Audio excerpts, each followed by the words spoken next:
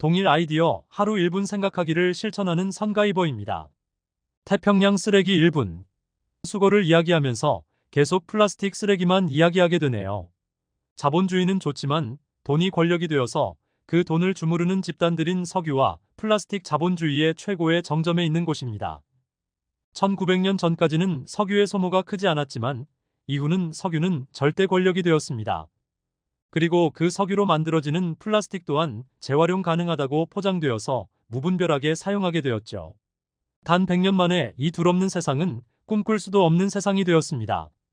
64일 차에서 미국 환경단체에서 플라스틱 사용을 금지하자는 말했다가 호되게 당한 이야기를 했습니다. 너무 준비 없이 나온 것도 있지만 더 이상 이 둘이 없는 세상은 존재할 수 없다는 것을 잘 알기에 더 당당하게 이야기하는 세상이 된 것입니다. 환경은 사치인 시대죠. 저는 환경을 과거로 되돌리기 위해서는 정부 차원에서 제재와 법률화가 가장 효과가 좋다고 생각합니다. 아무리 개인이 노력한다고 해도 정부의 좋은 정책 하나가 엄청난 효과를 발휘하기 때문입니다. 플라스틱 재활용이 10%도 안 되는 세상에서 대한민국이 20%대, 독일 정부가 50%대를 기록하는 것은 정책의 힘입니다.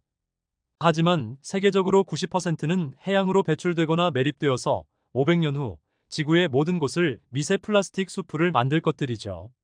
정책을 더 효과적으로 하면 플라스틱 재활용을 더 많이 올릴 수 있지만 사업에 방해가 되기에 할 수 없는 것입니다. 법제화하게 되면 이 법을 지킬 필요 없는 국가의 회사들은 해외 시장에서 수출의 기회이기 때문에 이러지도 저러지도 못하는 것은 아닐까요? 가장 효과 좋은 것을 알고 있지만 이를 행할 수 없기에 개인에게 미루는 것입니다. 억지 같지만 플라스틱 90% 이상 재활용 방법은 오래 사용할 것은 PP 일회용품은 PE 이 두 개만 사용하고 재활용에 방해되는 색을 넣지 않으면 재활용을 불가능 제품을 만드는 업체에는 세금 폭탄을 날리면 됩니다. 그러나 정부는 할 수 없죠. 이런 생각 자체가 빨갱이들이나 하는 것이기 때문입니다. 자본주의는 방임주의에 따라 꽃피기 때문입니다. 고로 멸망을 피할 수 없죠. 이 말을 하면 공산주의를 신봉하는 사람이라고 생각할 수 있는데 이미 공산주의는 실패하였다는 것을 모두 알고 있을 것입니다.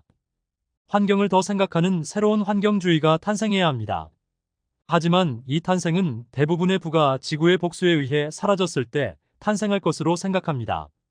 강하류 쓰레기 수거 1분. 테슬라와의 인터뷰이다. 그와의 인터뷰가 진실인지 모르지만 거짓이라는 확신도 없다. 세계에 무료이면서 무제한인 에너지를 공급하려고 하였는데 전력을 생산하기 위해 화석 연료를 사용하는 이들에 의해 은폐되었다. 또한 테슬라와 관련된 것을 FBI는 354페이지를 보유하고 있지만 국가 보안상으로 블라인드 처리되어 있다. 테슬라의 일생을 보면 에디슨에 의해 많은 희생을 당하면서 그 많은 특허를 보유했지만 일생을 상당히 힘들게 살았다고 합니다.